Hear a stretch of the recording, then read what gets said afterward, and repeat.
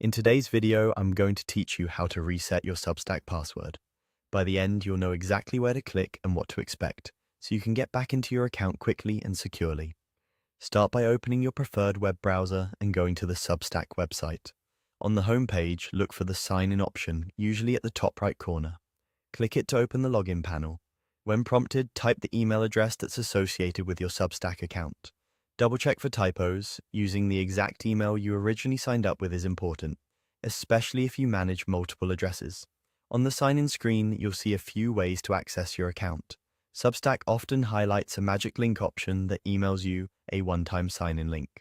For a password reset, choose the Sign In with Password option instead. This takes you to the password entry view, where you'll find a link to set a new password. Click Set a New Password. Substack will guide you to a page that confirms the email address where the reset instructions will be sent. Make sure it looks correct, then click Send Email. This triggers a password reset message to your inbox. Now, open your email and look for the message from Substack. If it doesn't show up right away, give it a minute or two. Refresh your inbox and check your spam or promotions folders. When you find the message, open it and follow the link inside to create your new password. Substack will lead you through entering and confirming it.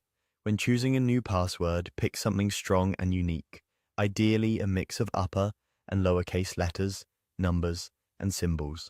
Avoid reusing passwords from other sites and consider using a reputable password manager to store it securely. After you set the new password, return to Substack and sign in with your email and the updated credentials. If you don't receive the email after a few minutes, verify that you entered the correct address and try sending the reset again.